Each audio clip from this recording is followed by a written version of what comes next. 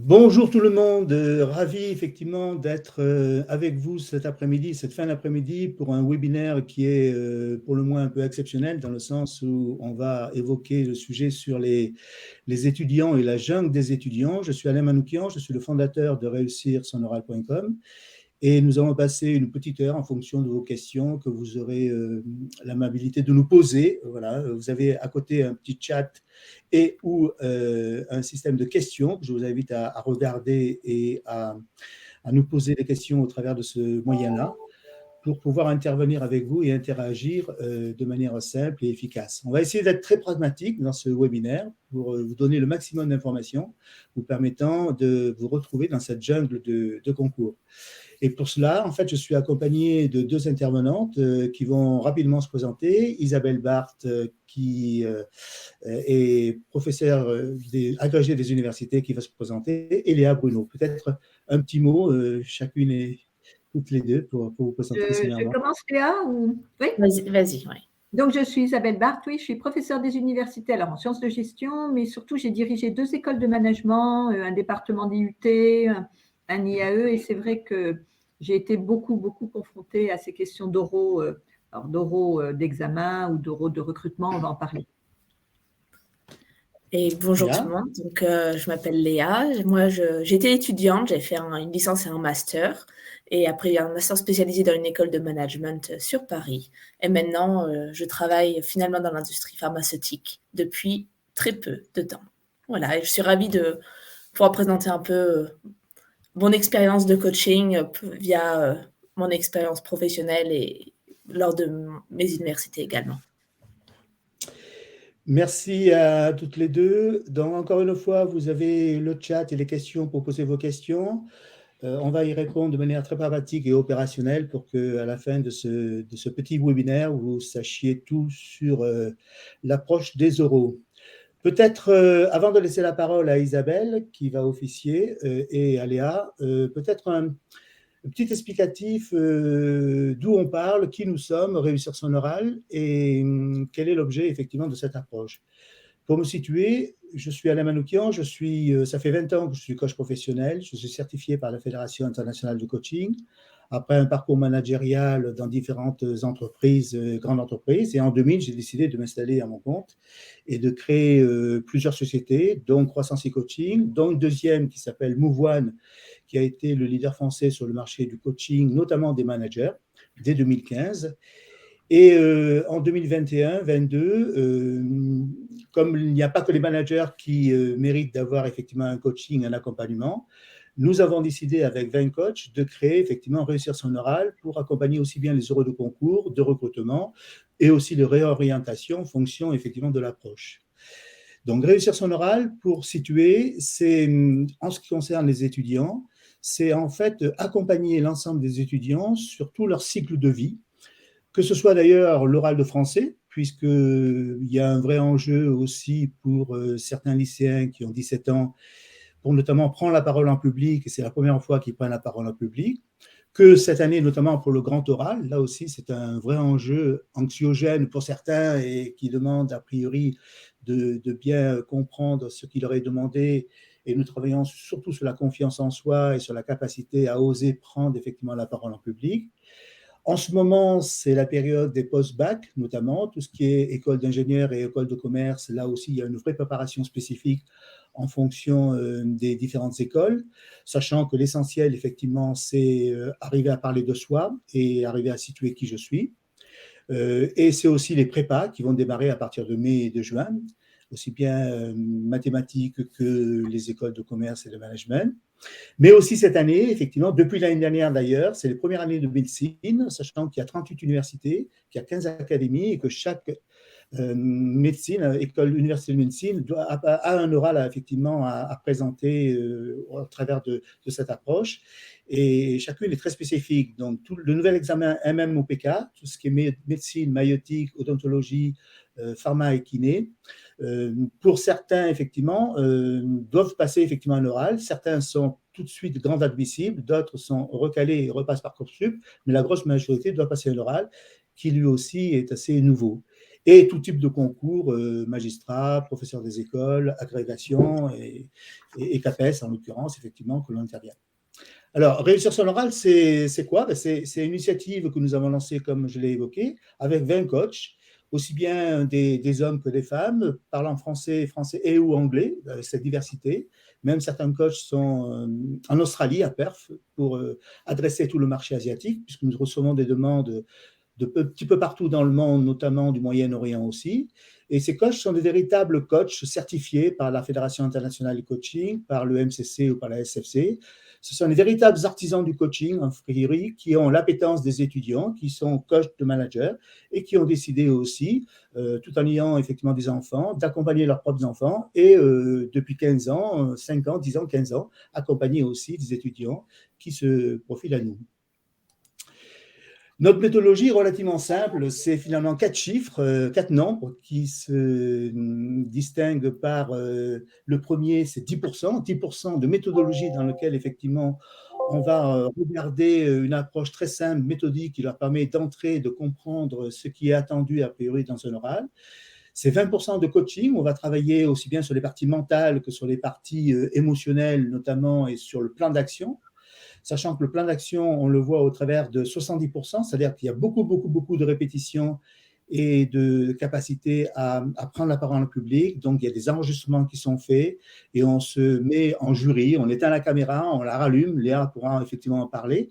Elle a vécu cette expérience en visio et ce qui permet effectivement au fur et à mesure d'approfondir la chose et c'est surtout entre les séances, 100% de travail, entre guillemets, à la maison, permettant de travailler sur soi et de réfléchir au fond, à la forme, à la confiance, voilà, avec une préparation mentale, effectivement, qui est faite.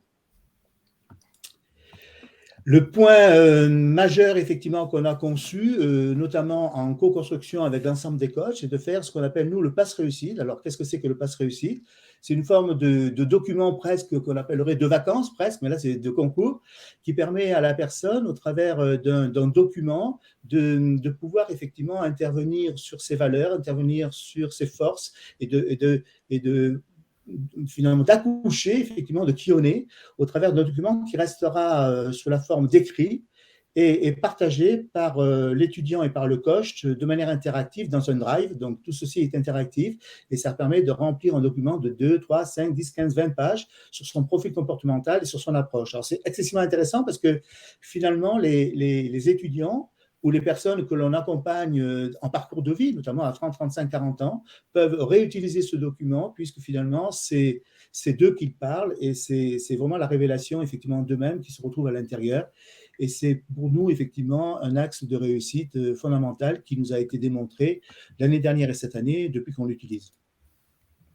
Alors, sans rentrer dans le détail des parcours, ça se décompose en 5 types de parcours, qui va du parcours révision, basique, essentiel, standard et excellence. Nous préconisons surtout, a priori, pour une personne qui démarre, qui veut travailler la confiance en soi, qui veut travailler le fond, la forme, le verbal, non-verbal, paraverbal, qui veut travailler son expression, le parcours surtout standard. Voilà, c'est nous le parcours qu'on appelle standard, qui est le parcours d'excellence, avec 4 séances de 60 minutes, ce qui permet de le jalonner, qu'on peut faire éventuellement une séance de 2 heures et ensuite 2 séances d'1 heure, ou le parcours excellence.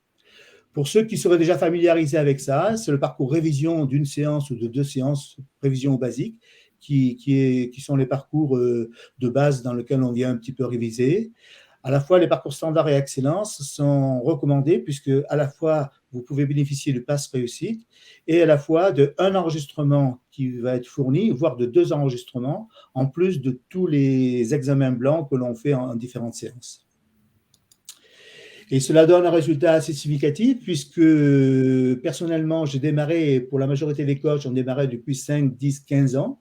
Et depuis 2010 notamment, nous avons accompagné 300 étudiants qui ont réussi 90% avec les parcours notamment standard et le parcours excellence. Voilà, je reviendrai plus en détail sur les approches, mais je laisse maintenant la parole à Isabelle pour sa présentation. Que je vais effectivement mettre à l'écran. Alors, merci Alain. Donc, écoutez, bonjour à tous. Alors, je ne sais pas qui est en ligne, si ce sont des parents, des étudiants, des lycéens, mais on va essayer de regarder un petit peu comment on peut retrouver sa sa boussole, comme je l'ai indiqué, dans la jungle des oraux, parce que c'est vrai que les oraux, il y en a des centaines, des milliers, et qui sont tous différents les uns des autres. Donc, je vais essayer plutôt de te proposer quelques invariants plutôt que de les passer tous au crible. Et puis après, il y aura certainement des questions. Alors, donc, je voulais d'abord rassurer tout le monde, il ne faut pas paniquer, nous sommes tous très mauvais à l'oral. Donc, pourquoi nous sommes mauvais à l'oral? Parce qu'en fait, l'école nous a bâillonnés. On a un système éducatif qui a énormément permis de travailler les écrits, mais qui ne favorise pas l'oral, contrairement d'ailleurs à d'autres systèmes éducatifs. Je pense au système éducatif anglo-saxon, qui favorise énormément l'expression orale. On voit d'ailleurs souvent dans les feuilletons américains. Et c'est vrai qu'il y a un vrai problème des étudiants français. Moi, je les accueille alors, ou en post-bac ou en post-prépa, et ils ont peur de poser des questions, ils ont peur de s'exprimer. Il y a aussi cette culture un peu du jugement, du regard social. Le nombre d'étudiants qui m'ont dit « mais on n'ose pas poser une question parce qu'on a peur qu'elle soit idiote ». Non, il n'y a jamais de questions idiotes, il n'y a que des réponses. Et c'est vrai que ça, il faut vraiment se dire que c'est un peu trop français, pour une fois, on peut le dire, ça, c'est pas très positif. Alors, une façon très vite quand même de prendre un pli différent, c'est de parler. Alors, pas parler en classe, parce que là, on se fera, là aussi, malheureusement, au lieu de penser que vous dites quelque chose d'intéressant, on vous fera taire, mais de s'exercer à chanter, à lire des fables, à lire à voix haute des textes. Beaucoup d'élèves, quand on en parle, n'entendent jamais le son de leur voix. Ils passent 8 heures assis, alors peut-être à chuchoter, mais pas à parler. Donc voilà, ça c'est la première chose que je voulais poser. Le deuxième point, c'est que l'oral n'est pas de l'écrit parlé. Et là aussi, trop d'étudiants se trompent, trop d'élèves, et puis ensuite, après, en pensant qu'ils écrivent quelque chose et puis qu'après, ils vont pouvoir le lire. Et alors là, c'est la catastrophe. Parce que l'oral, c'est une autre façon de dire les choses, c'est aussi une autre façon de structurer sa pensée. Je vous donne 2 exemples simples. Le piège du prompteur, du téléprompteur. On l'a vu récemment avec une grande candidate à la présidence de la République. Elle s'est fait piéger par son prompteur parce que c'est difficile de lire et d'être en même temps vraiment performant à l'oral. Son meilleur discours, comme hier, on a eu plein de discours, il faut regarder les grands discours. C'est des gens qui ne lisent pas, quitte à ce qu'il y ait des erreurs, quitte à ce qu'il y ait des petites répétitions, ce n'est pas grave, mais il ne faut pas lire, c'est un piège. On le voit aussi à la radio, quand on entend des journalistes, tout d'un coup, ils changent de ton, ils sont en train de lire. Et ça, c'est extrêmement négatif parce qu'il n'y a pas cet influx qu'on attend lors d'un oral, alors qu'il soit un oral d'examen ou un oral de recrutement. Parce qu'en effet, je dirais qu'il y a 2 grands types d'oraux. Il y a le premier qui est l'oral où vous êtes évalué, donc sur le contenu, sur vos connaissances, sur votre personnalité. C'est vous face à un groupe, face à un jury, face à une personne. C'est ce qui va donner, par exemple, les concours d'éloquence. Alors ça, c'est l'extrême, comment on a une capacité à convaincre, à vendre ses idées avec fluidité, avec habileté. Et puis ensuite, on a deuxième type d'oral, tout ce qui est socialisation, échange, débat. Alors, on le sait que dans le monde du travail, le premier est attendu, mais il est plutôt attendu de dirigeants, de cadres, même si on peut faire des réunions d'équipe où on va être sollicité pour prendre la parole ou présenter des projets. Mais c'est vrai que c'est cette capacité dans des réunions à échanger, à être légitime, à affirmer son point de vue, elle est aussi très importante. Alors, je n'en parlerai pratiquement pas tout de suite, même si on va le voir que ça peut être inclus dans un oral de recrutement ou d'examen.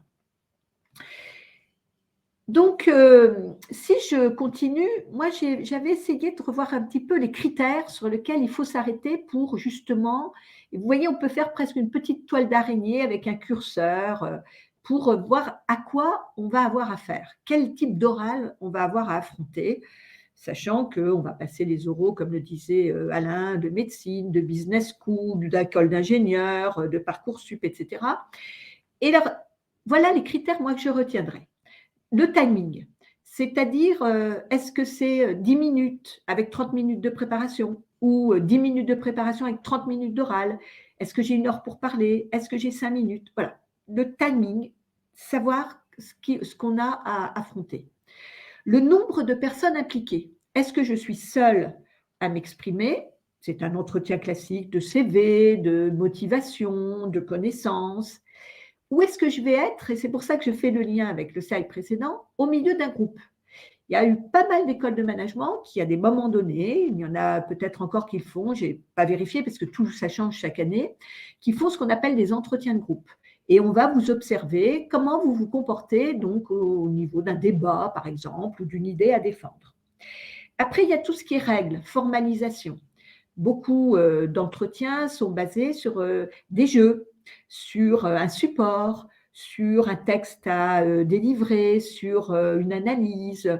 Moi, par exemple, à l'école de management de Strasbourg, j'avais mis un oral qui était basé sur une passion. Il fallait amener un objet qui symbolisait cette passion. Alors, on voyait quelqu'un arriver avec un instrument de musique, quelqu'un avec une carte de géographie, quelqu'un avec un album de timbres. Mais il fallait le faire. Dans l'autre école que j'ai dirigée, j'avais mis en place un oral autour d'un dessin. Alors, ça pouvait être une œuvre d'art, un dessin humoristique, une photo d'actualité, l'étudiant choisissait. Mais voilà, quelles sont les règles? Comment ça se formalise?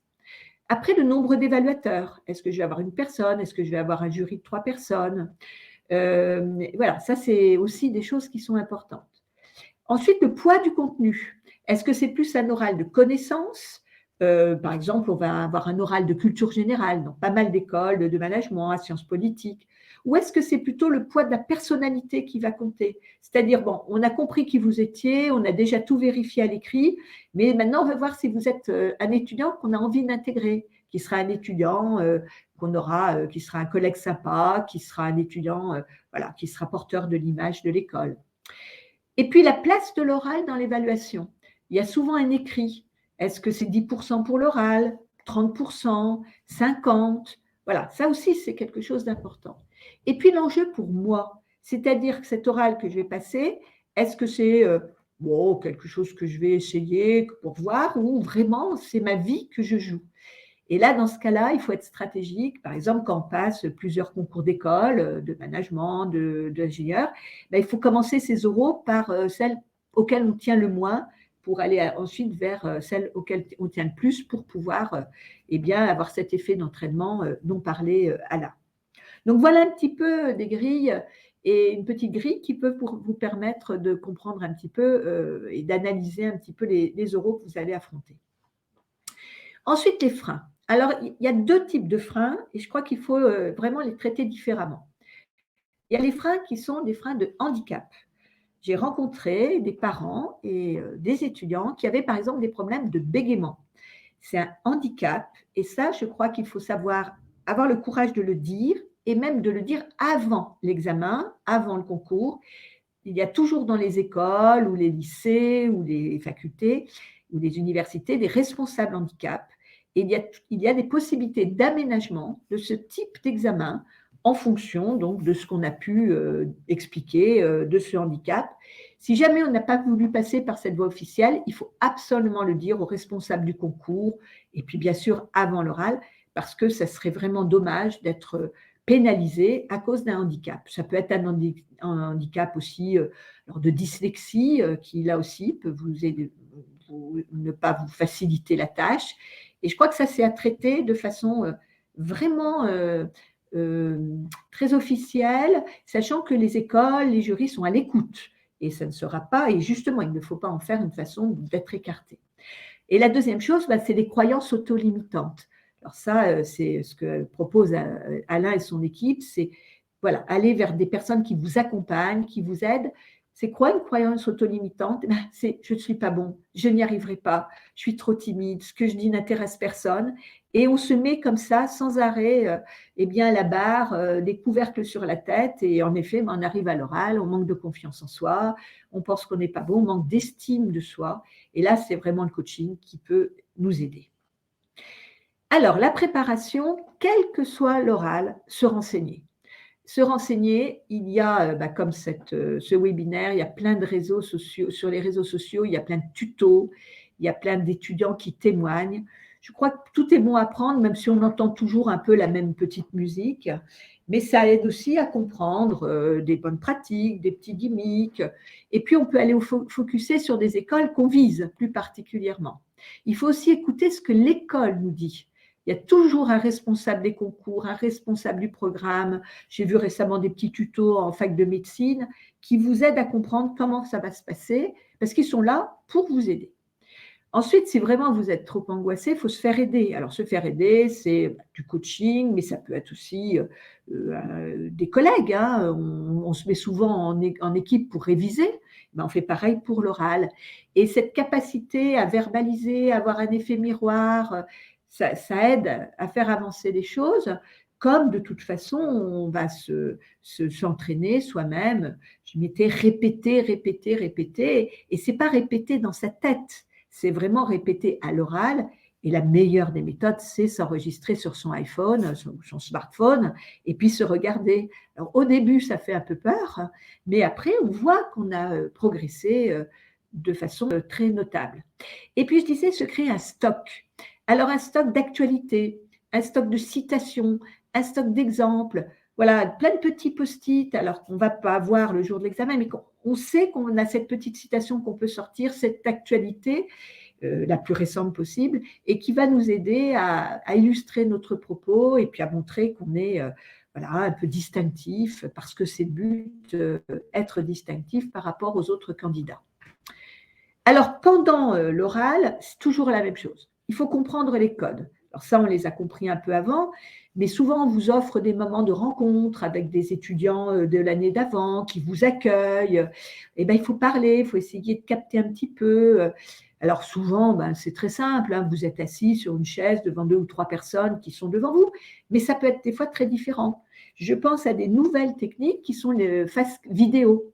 Il y a maintenant des logiciels, je pense à Easy Recruit, où vous êtes de plus en plus devant la vidéo, 3 minutes, vous devez parler, répondre à des questions, et c'est à partir de ça que va se créer l'oral. Ça, c'est de plus en plus utilisé aussi dans les méthodes de recrutement professionnel. Le respect. Donc, si vous êtes en présentiel ou en webinaire, être à l'heure. Avoir une tenue, alors il ne faut pas tomber dans la caricature, on voit toujours arriver dans les écoles de management les étudiants en costard-cravate et les filles en tailleur. Si vous n'êtes pas à l'aise avec ça, aucune obligation. Mais faire un effort. On n'arrive pas en tenue, voilà, on est coiffé, on est bien, voilà, on respecte le jury qui s'est déplacé et qui lui aussi vous respecte.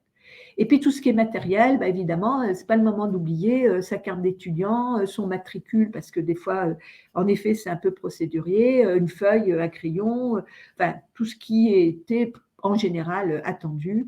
Et ça, pas de panique de dernière minute. Alors évidemment, pendant, il faut être à l'aise. Il faut être à l'aise, ça, c'est très, très important. C'est quelque chose qu'on attend de vous, mais il ne faut pas l'être trop. Il faut accepter un code. Comme disait Goffman, vous êtes en position basse. Alors, ça ne veut pas dire qu'on ne va pas être sympa avec vous, on vous parle d'une discussion, mais quelqu'un qui arrive, un étudiant qui arrive, c'est comme pour un entretien de recrutement, faussement trop à l'aise, qui commence un petit peu à être, voilà, à s'asseoir de façon un peu décontractée, à couper un peu la parole, ça ne sera pas accepté. Vous êtes quand même la personne qu'on évalue et ça, il ne faut pas l'oublier. Et c'est vrai que des fois, il vaut mieux être un petit peu trop, je veux dire, un petit peu trop élève que vous ne souhaiteriez l'être, mais ça passera mieux qu'être trop rentre-dedans, je dirais. Et puis ensuite, préparez votre entrée et votre sortie. Alors, c'est une façon d'arriver sur vous savez, les 10 premières secondes. Malheureusement, c'est comme ça aussi que ça marche, hein, la première impression. C'est vrai qu'on voit arriver, moi j'ai fait des centaines et des centaines d'entretiens, on voit arriver des candidats, on a l'impression qu'il y a un truc qui se passe, ils occupent l'espace, ils sourient, ils viennent vers vous. Voilà, ni trop peu. Donc, préparez votre entrée, la gestuelle est importante, le sourire, la façon dont vous regardez les gens, dont vous leur dites bonjour. Voilà, ni trop peu et par rapport à vous. Et puis, préparez votre sortie. Alors, quand je dis la sortie, c'est préparer pour l'entrée, la phrase d'introduction. Il faut qu'elle soit bien dans votre tête, si vous avez eu une petite préparation avant, par exemple, et une sortie. voilà, une petite phrase qui vous permet, une petite citation, quelque chose qui vous permet d'avoir une jolie conclusion. On dit que les derniers mots résonnent toujours dans la tête, ça c'est très important. Et puis faites attention au off, c'est-à-dire que vous avez l'impression que l'oral est terminé, vous allez peut-être vous relâcher un petit peu, on va vous accompagner vers la sortie. Attention à ne pas relâcher votre prestance, à ne pas sortir la petite phrase qui tue. J'ai vu des choses des fois un petit peu étonnantes où un étudiant est tellement tout d'un coup relâché qu'il va dire que de toute façon, ce n'est pas l'école où il veut venir. Ça, je l'ai entendu. Donc, faites attention à ça. Et puis, il faut se préparer à tout. Vous voyez, il faut se préparer à tout. Vous avez dans votre tête, vous êtes renseigné, tout est clair, le timing, le nombre de tout ce que je vous ai dit, là, la petite boussole que je vous ai donnée. Et puis, vous arrivez, c'est plus du tout ça. Il y a un changement de salle. Il devait y avoir 3 personnes, il y en a 4, ou il n'y en a plus que 2. Vous aviez un quart d'heure, vous n'avez plus que 5 minutes. Il y a quelqu'un qui se lève pendant l'entretien parce qu'il a un coup de fil très important. Ben oui, ça arrive aussi. Voilà, les règles ont un peu changé, puis vous n'étiez pas au courant. Donc, il faut aussi avoir cette capacité à accueillir des changements qui vont peut-être être favorables, hein, après tout, qui sont peut-être, je l'ai vu aussi, fait exprès pour voir comment la personne réagit. Alors, il ne faut pas se préparer à ça à 100%, ça arrive de temps en temps, mais voilà, il faut être dans cette possibilité, ça compte, l'agilité, ça compte. Alors le jury, moi j'ai surtout été jury, même si j'ai passé pas mal aussi d'entretiens, parce que l'université c'est un métier où on passe toute sa vie des entretiens. Il faut savoir que le jury c'est d'abord des hommes et des femmes avec beaucoup de diversité. Ils sont tous différents, ils ne sont pas tous parfaits. Moi, en tant que directrice d'école, j'ai eu des fois à remettre des choses en ordre de marche parce que vous avez des personnes qui peuvent avoir des dérapages, exprimer leur ennui, s'énerver, être trop curieux. Il faut savoir résister à des questions qui vous paraîtraient trop intrusives. Il y a des jurys qui rentrent dans des choses comme la religion, les parents, la vie perso. Non, vous pouvez refuser et il faut savoir le dire. Alors, préparez-vous peut-être aussi à ça. Mais c'est vrai qu'on n'a pas des êtres parfaits qui sont devant nous. Quand ça fait toute la journée qu'ils ont vu défiler des entretiens, ils peuvent montrer un certain ennui, voilà, un certain découragement aussi. Donc, il faut savoir qu'ils ont un cadre. Donc, ce cadre, en général, ils le respectent le mieux possible, avec des grilles de notation. Quelquefois, il y a unanimité, on le voit. Cet étudiant, on le veut absolument, celui-là, pas du tout. Quelquefois, il y a beaucoup de discussions. Il y en a un qui le veut absolument, l'autre pas du tout. Et donc, le jury a des moments de concertation où il va essayer de trouver quelque chose qui est une recommandation pour le recrutement d'étudiants. Mais on garde en général une feuille de synthèse, et ce sont souvent des feuilles encore, et puis les évaluations des différents jurys pour voir si quelquefois il faut retourner dans les débats pour comprendre. Donc, on demande au jury aussi de beaucoup renseigner de choses qui peuvent être des petits éléments pour bien comprendre comment il a évalué l'oral. Alors, c'est quelquefois aussi très bizarre parce qu'on va avoir 4 critères. Je ne sais pas, l'expression orale, le contenu, la capacité à restituer des connaissances. On va avoir la capacité, par exemple, à se projeter, la motivation. On va avoir la capacité à, je ne sais pas, être un étudiant tel qu'on le souhaite à l'école. Puis on va additionner tous les chiffres, puis on va se rendre compte qu'on avait envie de mettre globalement plus ou globalement moins. Donc, ce n'est pas simple, hein, c'est quelque chose qui n'est pas simple. Il faut aussi savoir que sur une batterie de jurys, par exemple, on va faire la journée, on va avoir une vingtaine d'entretiens. On va souvent essayer à la fin de la journée ou à la fin de la demi-journée de reclasser un peu parce que peut-être qu'on a été trop généreux en début de matinée ou au contraire trop dur et puis qu'à force de voir des étudiants, on recale un petit peu tout ça. Alors, ce qu'il ne faut pas faire, les don't, comme disent les anglo-saxons, il ne faut pas non plus trop bien se préparer au sens de tomber dans des stéréotypes. Franchement, quand vous avez entendu 10 étudiants à la suite, quand vous leur demandez, parce que c'est toujours une question qui risque de tomber, les qualités et les défauts, quand il y en a 10 à la queue leu qui vous disent « Ma plus grande qualité, c'est que je suis extrêmement perfectionniste. Et mon plus gros défaut, c'est que je suis très perfectionniste aussi et que ça peut être un peu trop. Voilà, donc trop bien se préparer, c'est risquer de tomber dans la conformité. Et là, comme je l'ai dit, être ennuyeux. Annoncer de fausses motivations sans preuve. Ah, je veux absolument faire médecine, je veux absolument être spécialiste de ça, je veux rentrer dans un laboratoire pharmaceutique, mon vrai projet. Puis en fait, derrière, c'est rien. C'est là où le timing est important.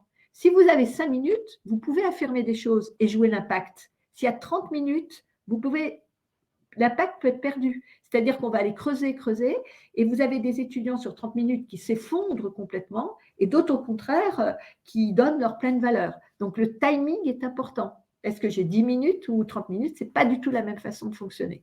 Mais là, on ne vous le pardonnera pas. Les fausses motivations, les fausses affirmations, les choses qui sont dites dans le CV et sans preuve.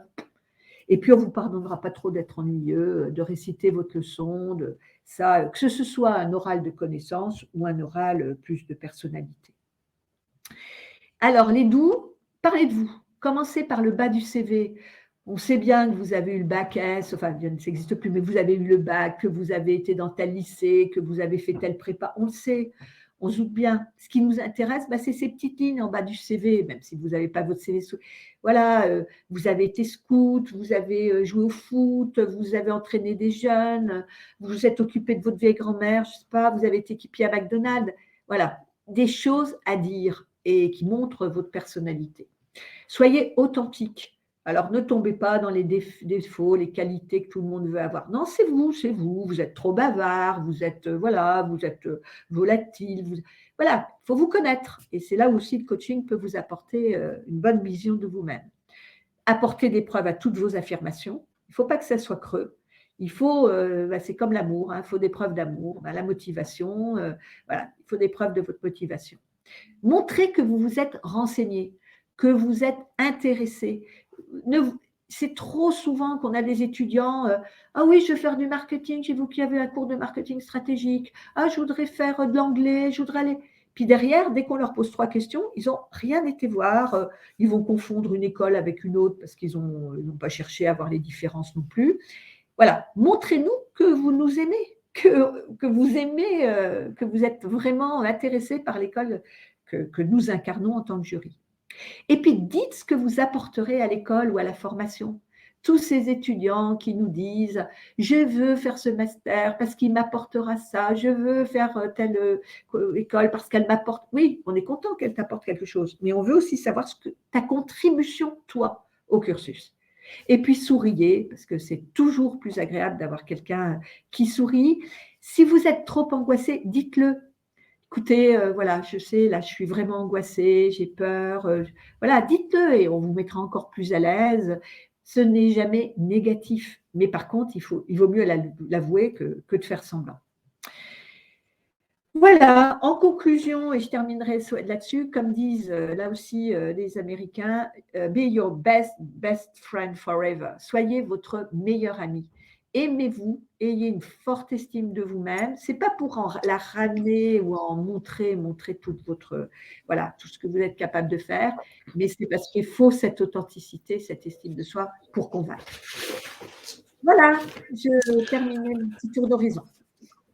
Merci Isabelle pour ce tour d'horizon très complet et avec plein de bonnes idées. J'espère que vous qui nous écoutez avez pris des notes, sachant que vous aurez aussi le replay, mais ça me paraît effectivement intéressant de partager des choses qui sont très bien dites et exprimées par Isabelle, qui a une vraie expérience dans ce domaine. Peut-être Léa, peut-être toi qui es directement aussi très proche de cette approche où tu as passé des concours et des examens, puisque je crois que tu as fait l'ESCP Paris, l'ESCP en 2020. Qu'est-ce qui résonne en toi au travers de ce que Isabelle évoque? S'il y a 2 ou 3 points, est-ce que tu peux nous en faire part Déjà, je voulais dire que la présentation d'Isabelle me rappelle plein de souvenirs, des dons et des doux surtout, parce que c'est exactement ça. En 2019, je devais passer l'entretien pour le master spécialisé de l'ESCP, mais j'avais jamais fait d'entretien auparavant, donc je ne savais pas trop ce que le jury allait attendre de moi. Je ne savais pas trop non plus comment me préparer. Et je pense qu'on tombait tous dans les mêmes pièges, c'est-à-dire on va tous en ligne, on cherche quels sont les avantages, les défauts, et sauf que ça reste des informations très banales et très basiques que tout le monde peut trouver sur Internet. Alors que lorsque j'ai fait mon premier coaching, et c'était la première fois d'ailleurs que j'ai fait un coaching avec un coach sur réussir son oral, j'ai appris à faire une introspection de moi-même et vraiment essayer de me comprendre vraiment de qui j'étais, quels sont vraiment mes avantages, mes défauts, et mais pas seulement les dire, mais aussi essayer de construire une argumentation derrière, trouver un exemple précis pour, comme ce que disait Isabelle, essayer de se distinguer, pas juste dire, bon, j'adore le teamwork, très bien, mais pourquoi et comment? Trouver un exemple derrière tout ça. Donc, et comment t'es venue l'idée, Léa, de faire un coaching? Parce qu'a priori, ça commence à être développé au niveau des managers, mais un petit peu moins au niveau des étudiants. Qu'est-ce qui t'a amené à faire ça? Alors, je pense que déjà, j'ai pas fait mes études en France, j'ai fait mes études en Grande-Bretagne, donc j'avais jamais fait vraiment d'entretien en français. Je suis française, hein, aucun souci avec ça, mais j'avais un blocage mental. Je me sentais pas prête à pouvoir m'exprimer normalement en français ou même tout simplement m'exprimer. Et je pense que j'arrivais pas à construire une histoire cohérente, à essayer de comprendre, à essayer de me mettre en avant, de me vendre pour que je puisse être admissible à ce master qui m'intéressait. Et en fait, ce qui s'est passé, c'est que je voulais vraiment avoir ce master. C'était un de mes objectifs que j'avais depuis quelques années. Et on n'a qu'une chance, c'est l'oral. Donc, il faut le réussir. Et en parlant un peu avec mon entourage, plusieurs personnes m'ont conseillé, mais essaye de trouver un coach. Peut-être que la personne pourra te guider, te conseiller, essayer de te donner des idées de réflexion qui pourront construire une histoire et essayer de te préparer au mieux pour cet entretien. Et c'est ce que j'ai fait, ouais. C'est une question peut-être pour Isabelle. Isabelle, effectivement, vous qui étiez directrice générale de 2 écoles au moins, il y a une note à viser à l'oral. Enfin, qu'est-ce qu'il faut viser en fait? Le mieux, mais comment on arrive à départager effectivement les étudiants? Est-ce qu'il y a une forme de dichotomie en disant celui-ci on lui met 16, 17, 18, celui-ci on lui met 8, 9, 10 parce que finalement on ne le veut pas? Alors, dans les écoles de management, comme dans beaucoup de concours, il y a eu l'écrit qui a précédé. Donc, l'oral, il est vraiment… Alors, il y a des oraux de langue qui peuvent être complémentaires. Et puis, il y a ce fameux oral, alors qui peut être très divers et varié, mais on va dire plutôt pour confirmer la personnalité. Et en fait, cet oral, il est là pour écarter des personnes plutôt. On se dit… alors, ce que je n'ai pas dit, c'est qu'en effet, il faut aussi ne pas tirer de conclusions trop négatives d'un oral raté. On vous a peut-être rendu service, tout simplement, hein, en vous disant que ce n'était pas le moment ou ce n'était pas la formation qui était pour vous. Donc, on va plutôt, dans les oraux de beaucoup d'écoles, c'est en fait écarter des étudiants qui ne seraient vraiment pas du tout à leur place ou en favoriser. C'est pour ça qu'il y a souvent des notes très, très tranchées. Et quelqu'un dit absolument, on va vraiment pousser la note. Alors, c'est souvent, j'ai eu des étudiants ou des parents qui étaient trop fiers de leurs enfants. Il a eu 18 à l'oral. C'est bien, c'est qu'il a été bon ou bonne. Mais ça veut dire que surtout, le signal, c'est qu'on voulait lui envoyer un signal pour le garder. Alors ça, c'est dans les entretiens qui sont plus suite à un écrit et plus basés sur la personnalité. C'est vrai qu'après, quand c'est basé sur la connaissance, là, on peut avoir des grilles qui sont quand même beaucoup plus fines, hein, en fonction parce que ça va impacter, par exemple, le classement ou ça va impacter le rang de classement va lui-même impacter ensuite des choix à l'intérieur du cursus. Parce que dans les post-bac, notamment, lorsqu'ils arrivent, ils sont tous nominés, c'est un peu comme les Césars ou les Oscars. En gros, ils sont tous sur la même ligne de départ. Et c'est vrai que c'est l'oral qui va réellement déterminer si vous les prenez dans l'école ou pas. Donc cet oral, il est vraiment il est relativement sélectif et il faut s'y préparer, quoi. C'est un petit peu le… Tous les oraux, il faut se préparer, mais c'est vrai qu'il faut voir…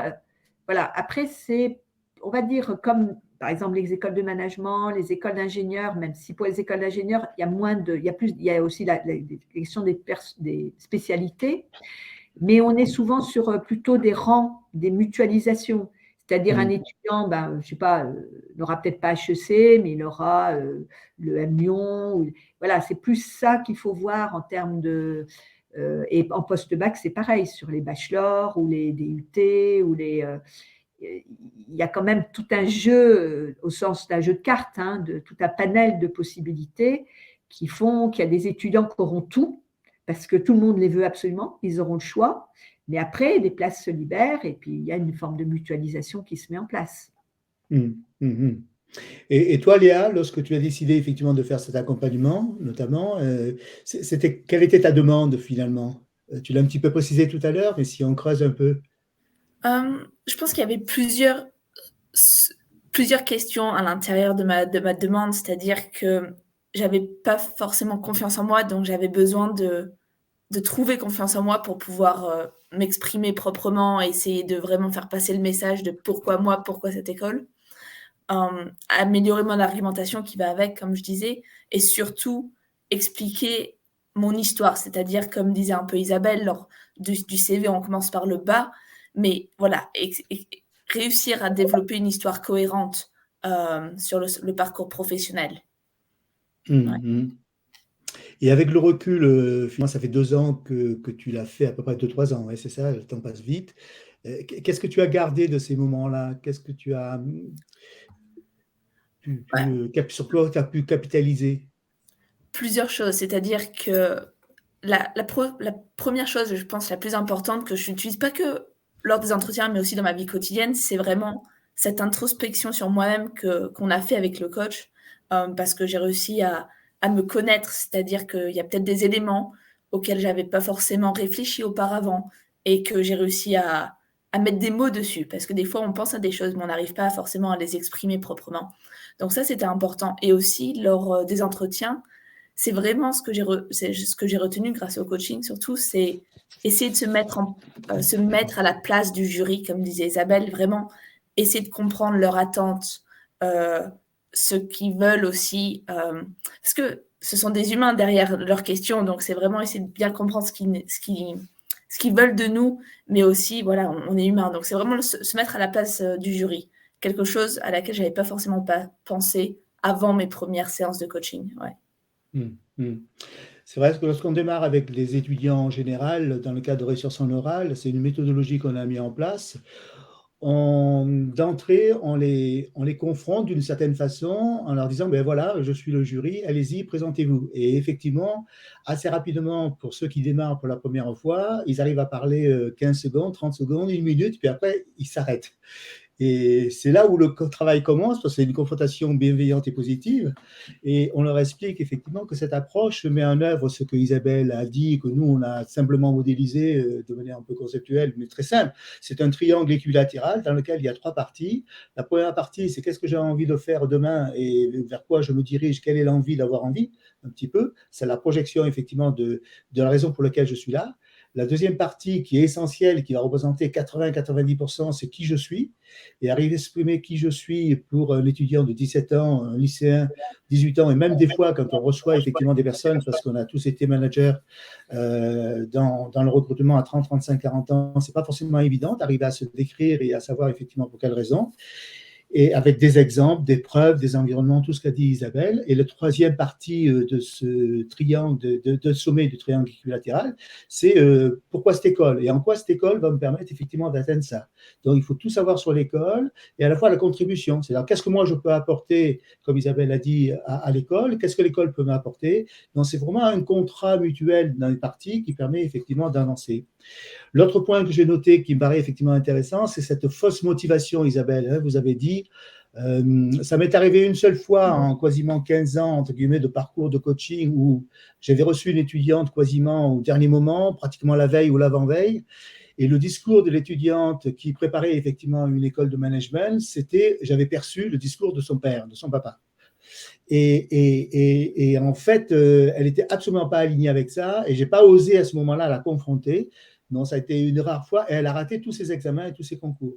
Parce qu'effectivement, au dernier moment, quand on se prépare comme ça, l'histoire que l'on va raconter par rapport à l'approche que l'on a, cette fausse motivation, là aussi, il faut arriver à se trouver et se détacher des fois, et c'est ce que je dis, vous en avez peut-être pas peu parlé à Isabelle, mais effectivement, c'est des points que nous, on voit en coaching assez régulièrement, c'est que souvent, les enfants de 17-18 ans reprennent indirectement l'histoire du papa et de la maman et se fabriquent une histoire au travers de ça. Pourquoi pas? La question, effectivement, c'est ensuite, face à un examinateur, d'arriver à tenir la distance et tenir effectivement son équilibre de sa vraie motivation et que ce ne soit pas de la fausse motivation telle que vous l'avez exprimée. Un commentaire peut-être par rapport à ça, Isabelle? Oui, alors, oui, tout à fait. Alors, sachant qu'à 18 ans, il est quand même normal de ne pas forcément avoir une motivation, un métier passion. Enfin, rappelons-nous, et Léa, ça fait pas longtemps, mais voilà, il faut quand même, je dirais, en fonction. Moi, quand j'étais chef de département de DUT, j'accueillais des étudiants donc en post-bac. C'est pas la même chose que des étudiants que j'accueille, par exemple, en DBA, qui ont déjà un parcours très, très important, professionnel et de cursus universitaire. Donc, on accepte très bien qu'il y ait beaucoup de flou, qu'il y ait beaucoup de… Voilà, mais pas se raconter d'histoire, en effet, ou pas vendre une mauvaise histoire. Il vaut mieux dire qu'on est un peu perdu, mais qu'on pense que dans cette formation, en effet, on va pouvoir trouver des formes d'épanouissement, expliquer qu'on a été accroché, et en effet, en s'étant bien renseigné par un cours, par une histoire qui… Voilà, et il n'y a pas de… Enfin, je veux dire, il y a aussi une forme d'acceptation naturelle du jury à ne pas avoir que des êtres absolument exceptionnels et qui ne rêvent que d'être contrôleurs de gestion. Voilà. Et là aussi, quand je parle de fausse motivation, on tombe souvent aussi sur des idéaux trop types. On dit souvent toutes les filles qui veulent, et c'est malheureusement encore le cas, toutes les filles qui veulent aller être chef de produit dans la culture, marketing. Dans le dans les vêtements, le cosmétique, et les garçons qui veulent faire de la finance dans les Big Five ou les Big Four. Voilà, ça on tombe dans quelque chose d'un peu de ridicule. Et par contre, c'est vrai qu'on peut se tromper de motivation. Et c'est vrai qu'on peut être porté par une motivation qui est celle alors, de ses parents, ça c'est très courant, de ses copains et de ses copines aussi. Et là, c'est peut-être un service à vous rendre de vous dire, non, ce n'est pas chez nous que vous trouverez le chemin que vous vouliez avoir. Et des fois, ça peut être un soulagement pour l'étudiant. Pour revenir à toi, Léa, je crois que après effectivement ce premier accompagnement, tu as décidé de refaire appel à réussir son oral, effectivement, et à un coach pour t'accompagner, pour trouver un job. Tu peux nous raconter un petit peu comment ça s'est passé et comment tu en es venu à cette conclusion? Ouais, en fait, c'est 2 ans après donc avoir fait appel à la première fois à réussir son oral. J'avais fini mon master spécialisé, j'avais fini mon stage de fin d'année et c'était en plein Covid aussi. Donc il y avait le stress de tout est fermé, il n'y a plus de job pour les jeunes diplômés qui essaient de chercher un travail. Et j'étais un peu perdue, je ne savais pas trop comment m'y prendre, comment chercher un travail, parce que dès que je voyais une offre, il y avait évidemment énormément de candidatures parce qu'il y en avait très peu. Et ça m'a rendue très stressée et angoissée. Et je me suis dit, mais comment je peux m'en sortir? Parce que déjà, j'ai eu des réponses négatives, j'ai eu quelques réponses positives pour passer des entretiens. Et ça revenait à peu près à la même chose que lors de la première fois où j'avais que ce moment-là pour essayer de réussir, pour pouvoir me donner le choix ou la possibilité d'avoir un job. Et je me suis dit, mais je veux vraiment y arriver. Comme j'étais hyper stressée avec le Covid, je me suis dit peut-être que refaire appel pourrait m'aider, puisque la première fois, ça avait bien fonctionné. Parce que quand j'avais fini le coaching, j'étais ressortie de là, motivée, avec un peu plus de confiance en moi. Et j'en ai ressenti le besoin, en fait, de refaire appel pour pouvoir me remotiver et reprendre confiance en moi. Ouais, c'est pour ça. Et je pense que Léa, des choses importantes, je me permets d'interrompre, oui, c'est aussi ces 2 années de Covid.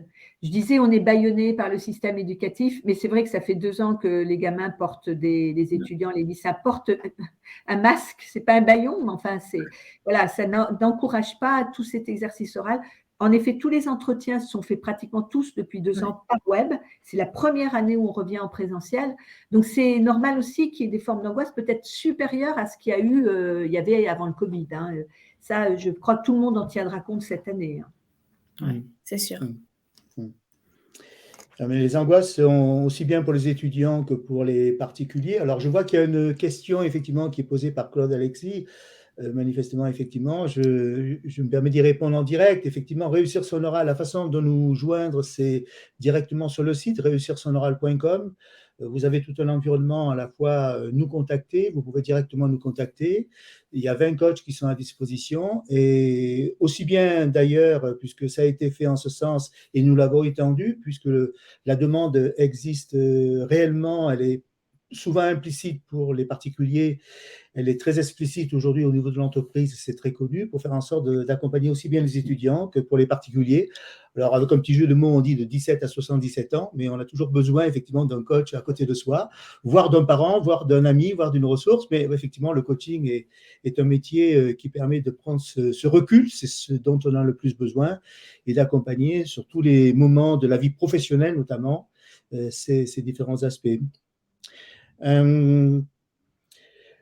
Autre petit commentaire, Léa, que tu voudrais nous signaler au travers de ton parcours De mon parcours, peut-être pas forcément, mais plutôt de mes expériences de coaching, c'est que c'était déjà précurseur. Les séances de coaching que j'ai faites, en tout cas, elles étaient 100% en ligne, même avant le Covid. Et au début, on se demande comment ça peut fonctionner, que ça soit en ligne et pas forcément en virtuel, alors que les entretiens étaient la plupart du temps déjà en face à face, avant le Covid en tout cas.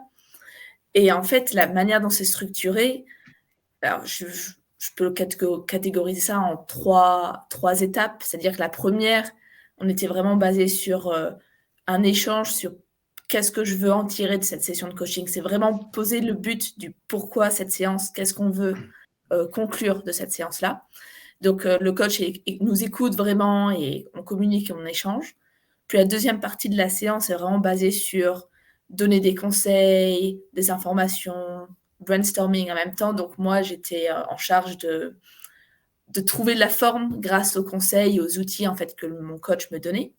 Et la troisième partie de la séance, comme expliquait Alain, c'est des mises en situation.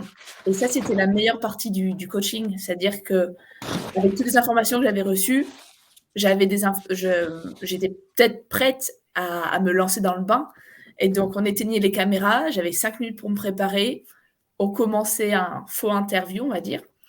Et à la suite de ça, donc, mon coach me donnait des commentaires, des feedbacks pour que je puisse m'améliorer. On refaisait ça jusqu'à que j'arrivais à un résultat correct et que je sois en possession de mes moyens, en fait, pour repartir et réussir, en tout cas, l'entretien du mieux que je pouvais. Ouais. Et ça a été, je crois, sur 4 heures la première fois. C'était le parcours standard que tu avais choisi. Et à la fois complètement en visio, justement, parce que des fois, il y a des questions sur la visio, un accompagnement visio par rapport à présentiel. Comment tu as vécu la chose, effectivement, parce que tu étais à distance, parce qu'on reçoit effectivement des étudiants un peu partout en France. Et toi, qui as vécu ça, effectivement, qu'est-ce que tu peux en dire par rapport à cette partie visio, la préparation? Comme je disais, au début, je me dis, est-ce que ça pourrait être aussi impactant qu'un coaching en face à face? On voit peut-être un peu mieux la gestuelle, on voit la personne, comment elle interagit. Mais en fait, ça n'a rien changé du tout. Parce que comme on était vraiment un échange, l'échange était transparent, était vraiment ouvert. Et donc, si je donne confiance à mon coach a aussi confiance en moi. Et il y avait une sorte de bonne communication. Donc, ça ne m'a pas perturbée ni désavantagé ou quoi que ce soit en virtuel. Je pense que même que c'était un bon entraînement pour ce qu'on a vécu ces 2 dernières années avec le Covid, quoi. Ouais. Et Isabelle, vous, je suppose aussi que beaucoup de cours ou de formations, de webinaires, vous en faites beaucoup d'ailleurs, ça se fait effectivement en visio, et votre perception de la chose, justement, qui a été bien expérimenté aussi sur ça.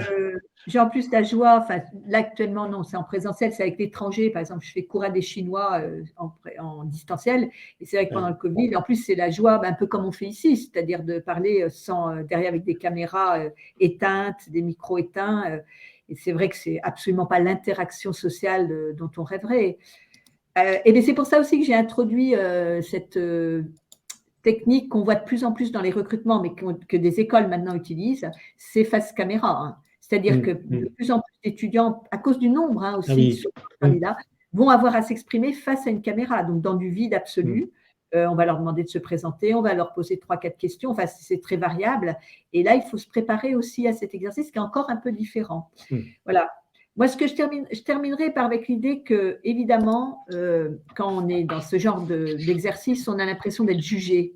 C'est vrai que quelque part, il y a un jugement, mais ce qu'il faut bien comprendre, c'est que ce n'est pas le jugement de soi en tant que personne, c'est une adéquation par rapport à un autre projet, qui est le projet d'une entreprise, là, d'une école, d'une formation, et que ce n'est pas en soi. Moi, j'ai des étudiants qui n'ont pas été pris dans des écoles, mais qui se sont épanouis dans d'autres, dans des cursus dont ils étaient persuadés que c'était ça.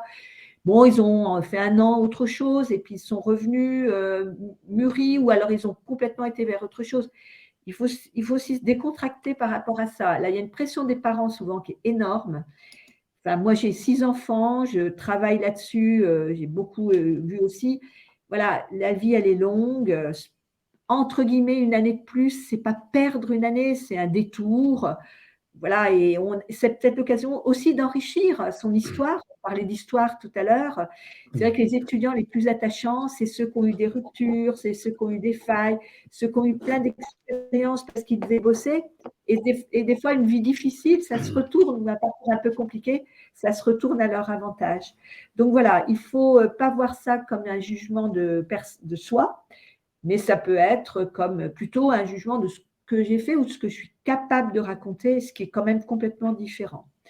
Et puis après, dans le coaching, il y a aussi des techniques qui sont des techniques simples de respiration, qui peuvent aider, des petites techniques, des fois simples qu'on peut mettre en place tout seul pour se réconforter au moment, entre guillemets, de l'épreuve, parce que c'est quand même une épreuve. Mais c'est des épreuves qui font dire aussi. Hein. Tout à fait. Donc, il faut le garder comme quelque chose qui fait avancer dans l'âge adulte, vers l'âge adulte, se structurer. Et puis, des fois, c'est les plus grands fiascos qu'on raconte. On le voit bien chez des acteurs de cinéma, chez des personnes qui vont vous raconter comment ils sont fracassés à des moments qui étaient… Et puis, comment ils se sont relevés. C'est des fois des plus belles histoires aussi. L'expérience est une lanterne qui n'éclaire que soi-même, celui qui la porte notamment, et c'est vrai qu'on bâtit effectivement sa personnalité au travers parfois des échecs. Il y a un très très bon webinaire à ce sujet, effectivement, sur ces thèmes-là, sur la vertu de l'échec et comment il ne faut pas forcément le favoriser, mais on apprend beaucoup effectivement de ces échecs, à condition d'être ouvert et de pouvoir effectivement en tirer quelque chose. Dans tous les cas, écoutez, c'est 19h, je vois 18h58, 19h, je pense qu'on a fait le tour. Merci beaucoup Isabelle, c'est un apport très intéressant et très riche qu'on a pu partager. Merci beaucoup Léa de cet apport aussi. Et j'espère que vous qui nous écoutez avez pu avoir un certain nombre de réponses. Dans tous les cas, si vous n'étiez pas présent, vous aurez effectivement ce replay. Ça vous permettra effectivement d'approfondir les choses. Merci et passez une très bonne soirée. Merci. Merci. À bientôt. Au revoir. À bientôt. Au revoir.